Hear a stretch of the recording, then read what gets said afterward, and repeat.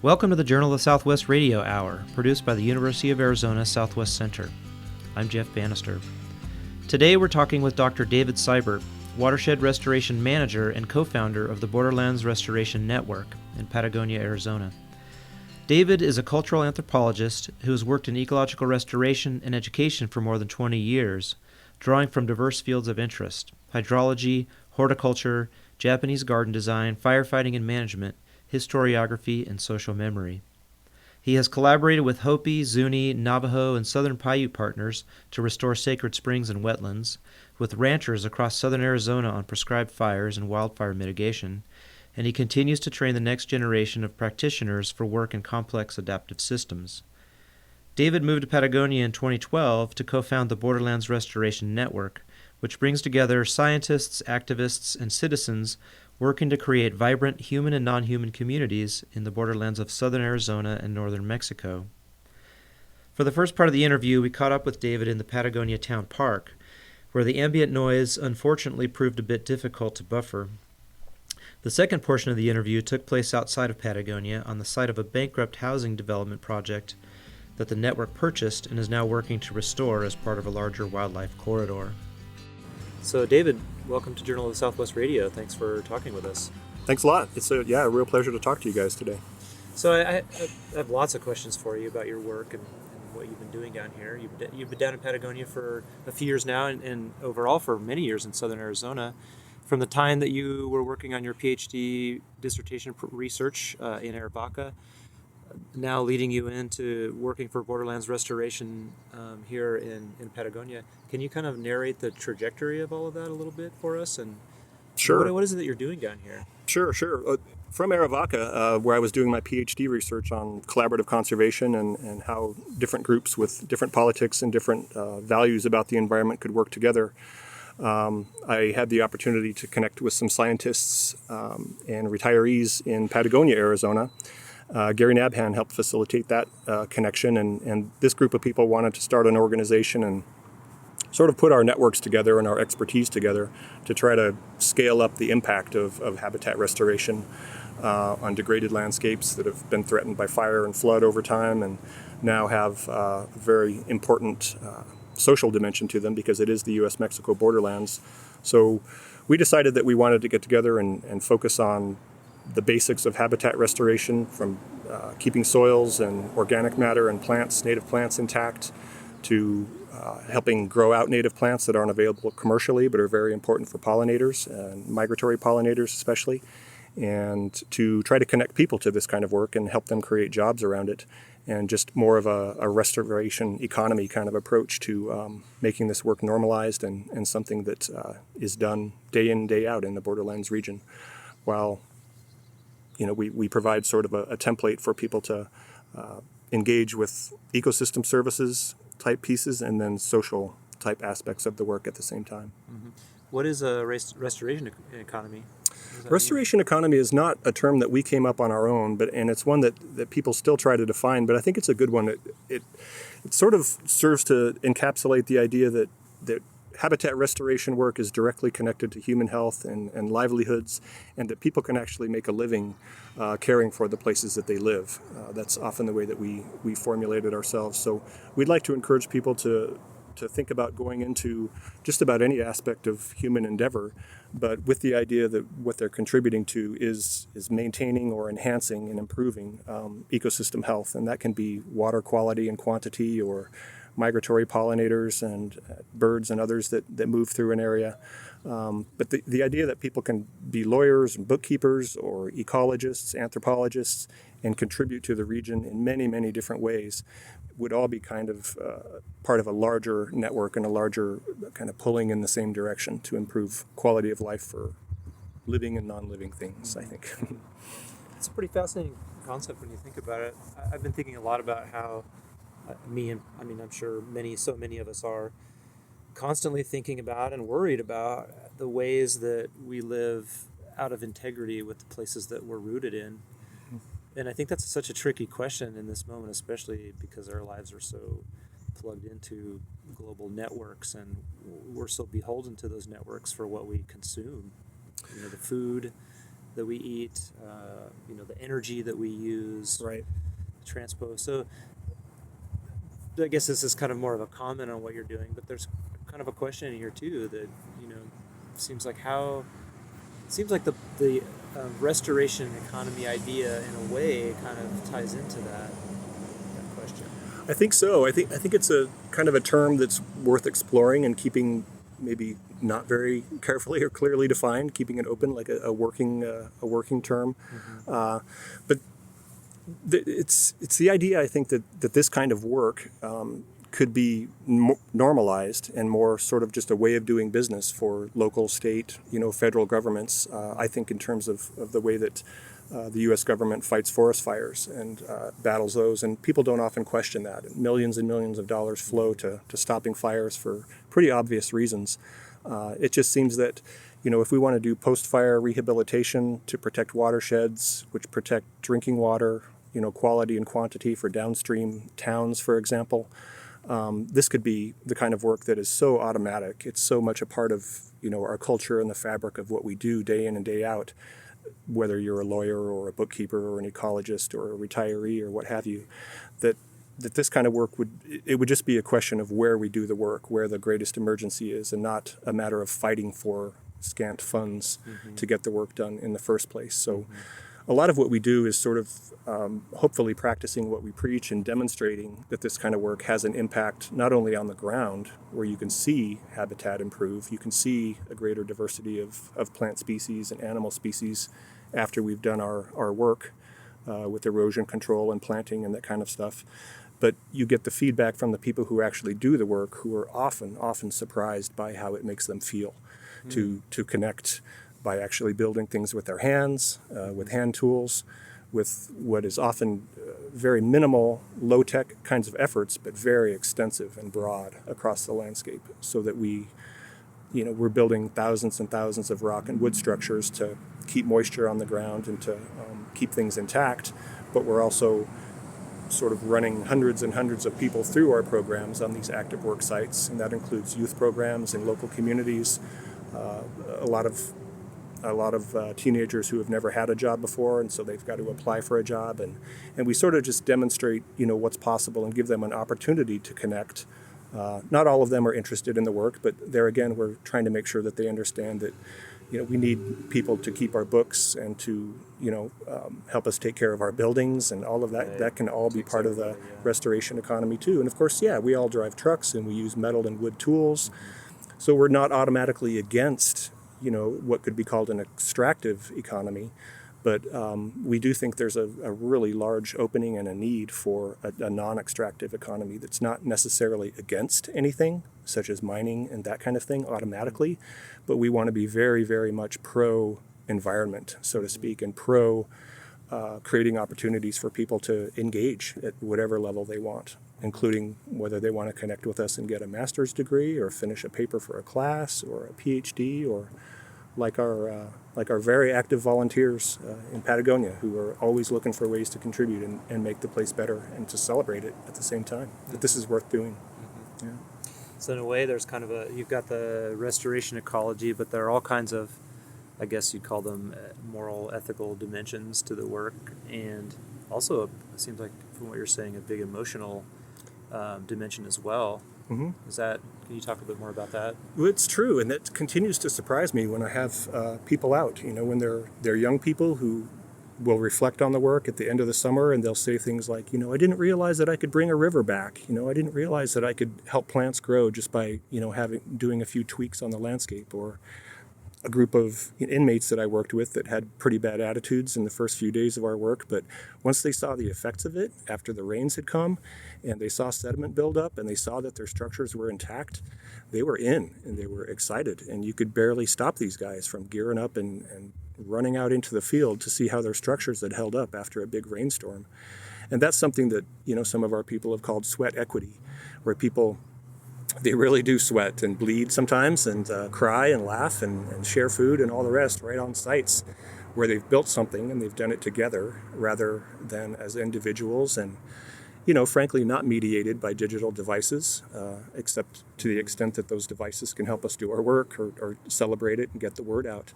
But there might be a a need and an opening for people to connect in really physical ways, just because of who we are as biological, beings that can connect with inanimate objects and manipulate them and move them around and have effects, far beyond the microsite, so that you could scale way, way up and look at this as something that happens across hundreds and thousands of square miles and acres, or scale right down to a single structure that somebody walks up to and sees, wow, that did work. I doubted it, but boy, that did exactly what you said it was going to do. Mm-hmm. That's very gratifying. Yeah. No kidding. Yeah, I was thinking as you're talking, I just kept thinking about, the ways that that we're so alienated from our surroundings in this moment. And I mean, obviously, prisoners are an extreme example of that alienation.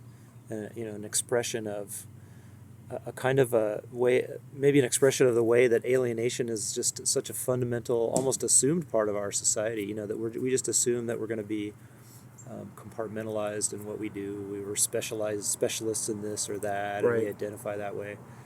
But there's a big price to pay for that.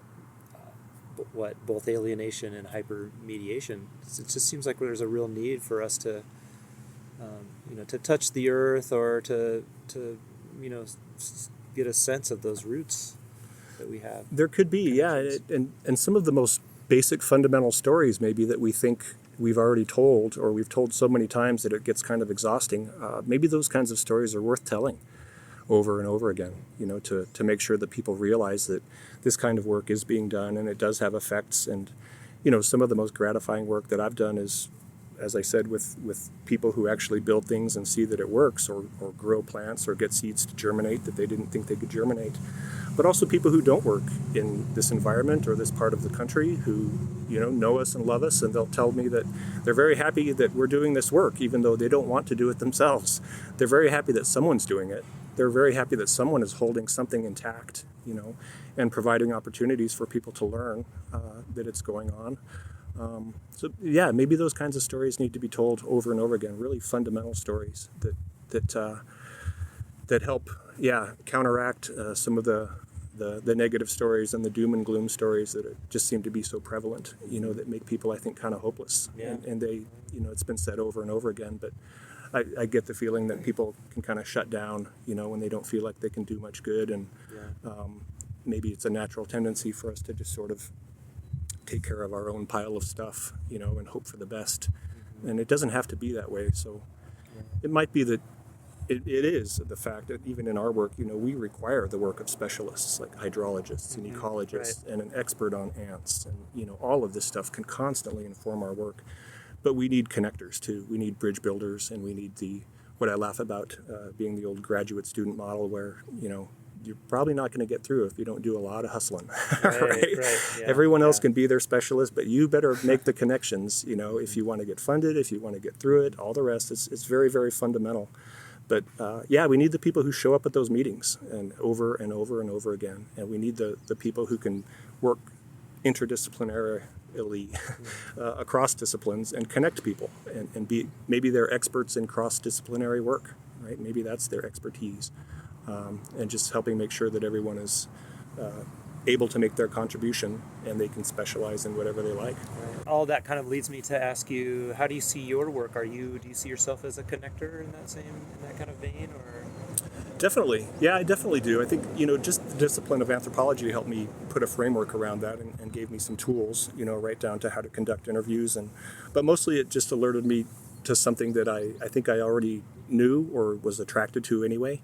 It's just the fact that, there can be sort of an open-ended, not very discrete way of going about that work that is a matter of constantly connecting people and seeing where their interests overlap, including when they perhaps don't agree on politics at all, but they do agree on the fact that water is important, whether you're growing grass for cattle or you want water intact for a town, or you want pools of water available for endangered species that are migrating through, right? If everyone can sort of, collapse down on those areas of overlap, sort of Venn diagram style, then I think we find in those Venn diagram overlaps a lot of places for overlap, a lot of places for work that can get done, sort of in spite of ourselves sometimes, in spite of some of our worst tendencies, which are normal and natural and understandable. But yeah, there's room for more, for sure. There's room for someone to be a connector and to constantly be communicating among different people and making sure that they know that they've got a contribution to make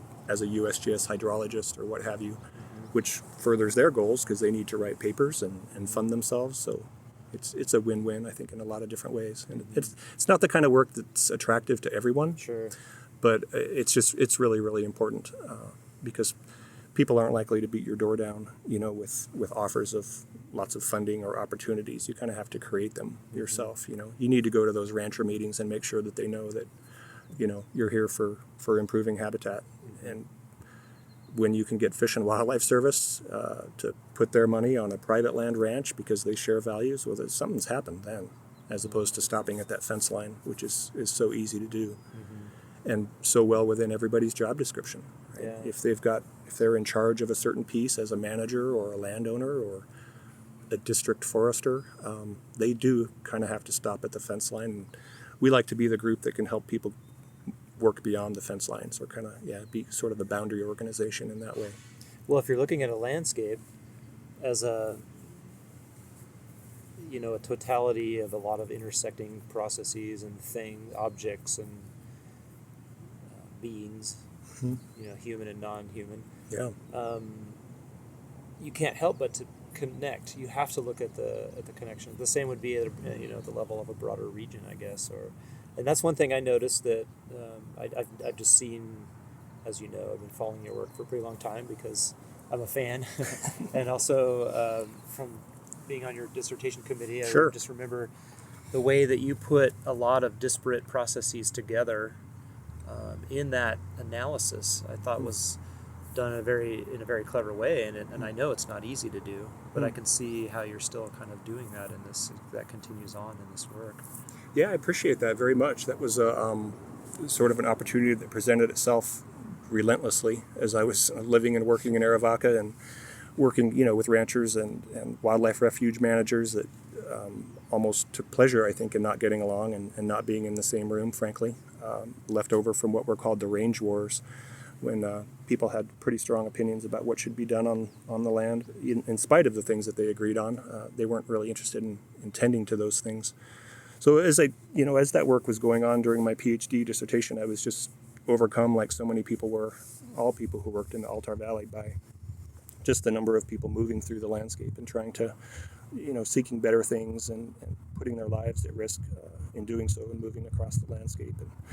And that was the relentless kind of piece that I eventually had to turn to and wanted to talk about people's experiences of living in rural areas along the border and how they accommodated in their daily lives as biologists or ranchers or wildlife refuge managers this steady stream of travelers moving north and leaving signs behind, leaving objects on the landscape that someone like me was very fascinated to be amidst, but they just wouldn't go away. So I felt it was necessary to kind of turn to those objects on the ground and let them resonate in the way that they do for everybody who lives in such a place that it just changes constantly, by day, by night. That happened to be a time around 2007, 2008, where I guess they call it now the surge of people coming, north was happening. And I walked right into that, looking to count grasses and build erosion control structures and see why people weren't getting along and see if they could get along. And so that resulted in a chapter in a book. But this other piece, the other piece of all the tragedy and hope and beauty and everything swirling around me demanded attention. So I kind of turned to that, and thankfully people like you on my dissertation committee welcomed that. So David, we're out here on the outskirts of Patagonia, and we're looking at some of the project area, or one of the project areas that Borderlands Restoration Network has been working on for some time. And we're looking south. We're actually sitting on the back of a U of A, on the tailgate of a U of A vehicle, and we're looking south here. It's beautiful it's a beautiful morning. It's so green out here. It looks like it's been raining quite a bit. Huh? That's incredible. Yeah. Plenty of rain out here, and everything responds right away. There's really high density and all the various colors of green you can imagine. And we're sitting in the midst of what looks to be some kind of housing development, but there's nothing really developed out here. Can you tell us a little bit more about this? Sure. Yeah, this is part of Borderlands Restoration Network's story of not only connecting different individuals with different capacities, but also different organizations. And in this case, a group of us got together and started an organization called Wildlife Corridors, LLC, specifically to protect this wildlife corridor that had been designated, I believe in 2006 or 8, by Northern Arizona University and Arizona Game and Fish as one of the most important wildlife corridors in the southwestern U.S.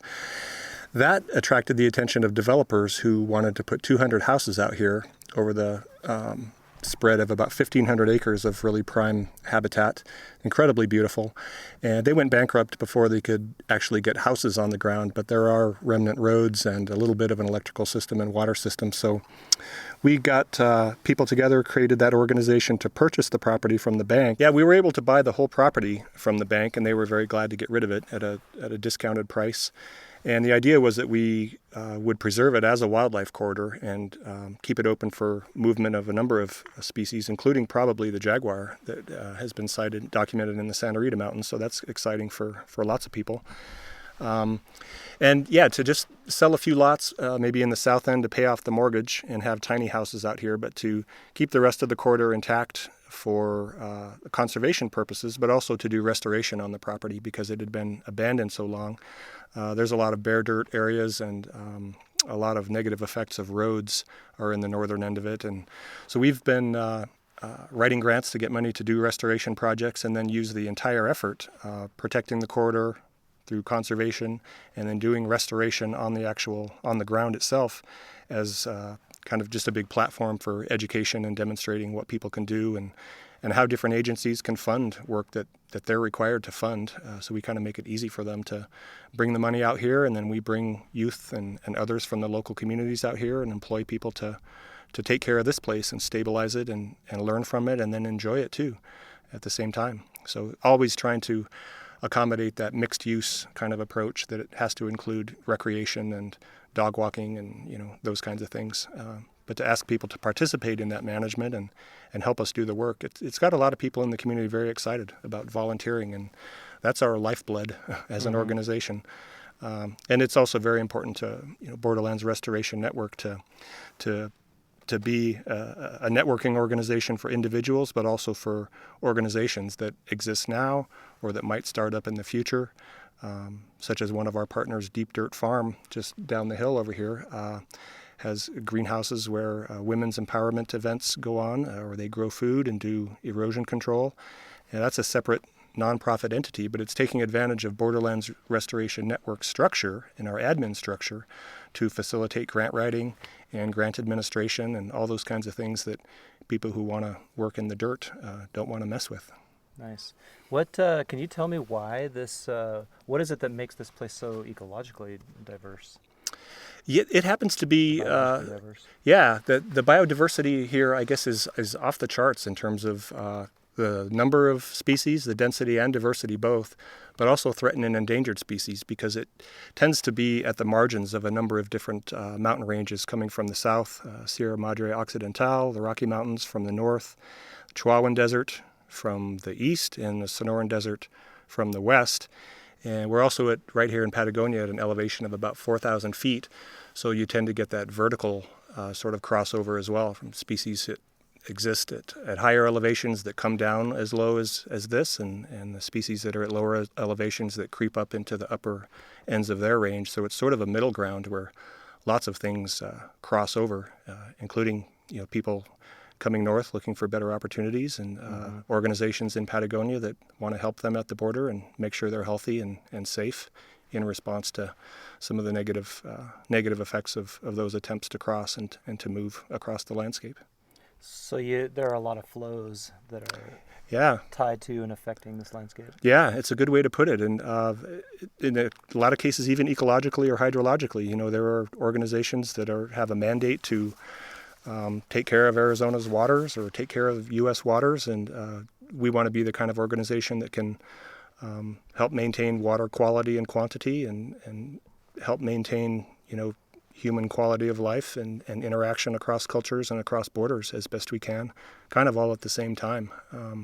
The idea that we can we can sort of be a kind of a platform or an attachment point for a number of different interests that are all really kind of about caretaking amidst these flows and keeping the processes that we need to be intact, nudging them in the right direction if they're getting out of whack, such as down cutting too far from water being destructive and making it more productive on the ground, or people being abused or treated badly, during their attempts to cross. So a number of organizations sort of mix and just keep in touch with one another on those fronts, while these flows are all around us all the time.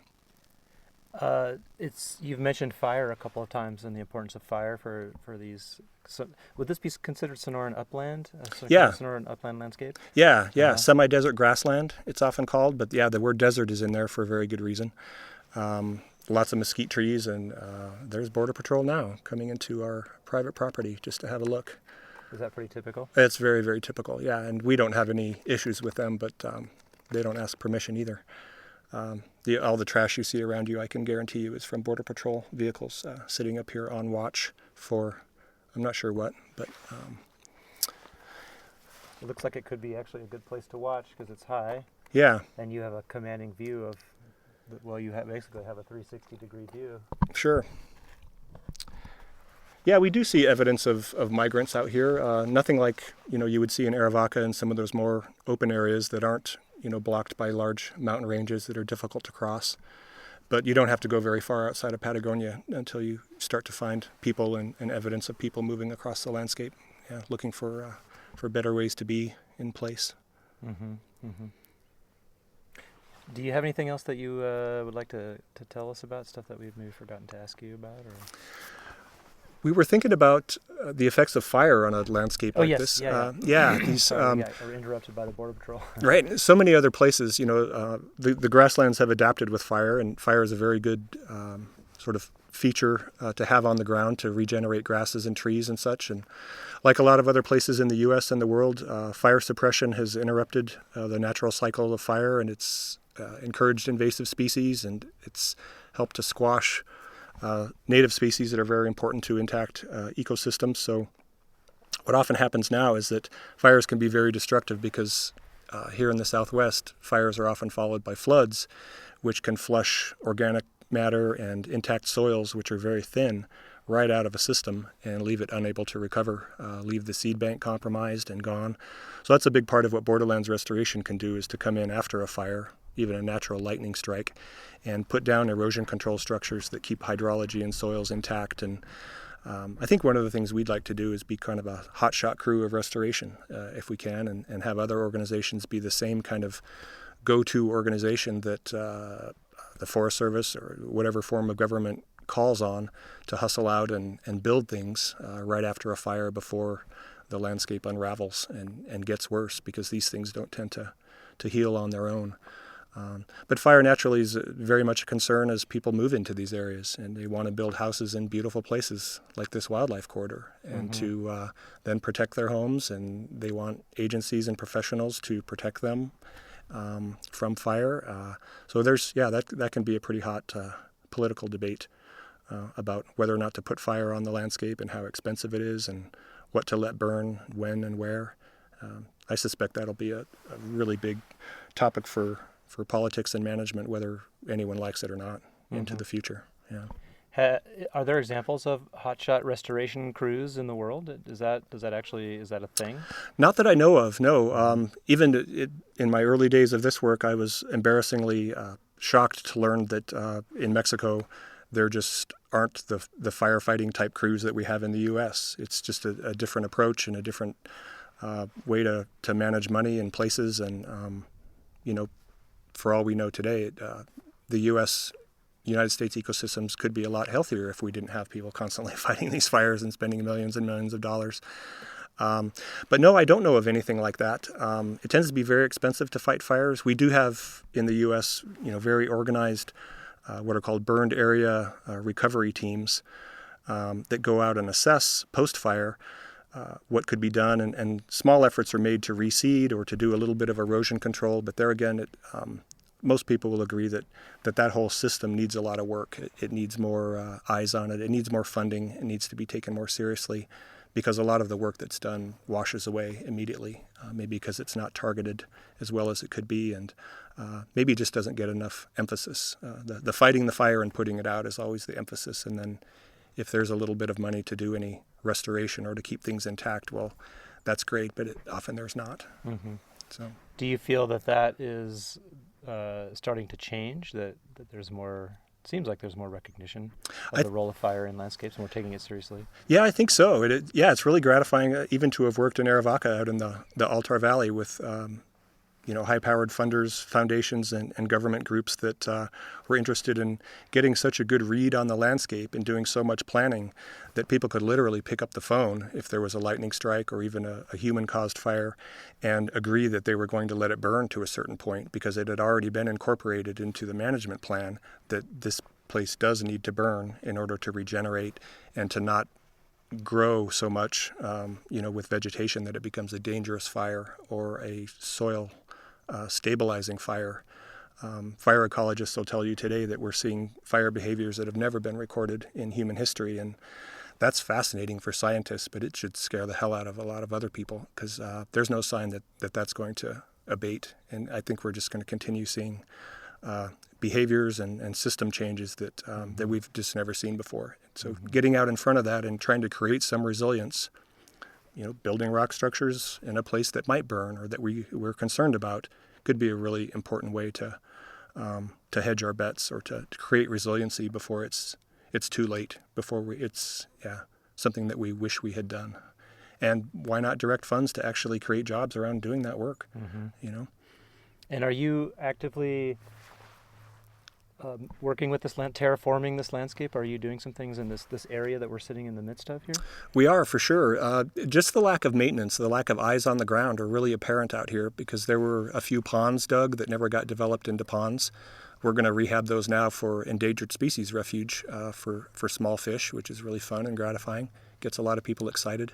A lot of berms that were put up to protect areas have breached, and so they have created destruction and erosion that we know we can fix.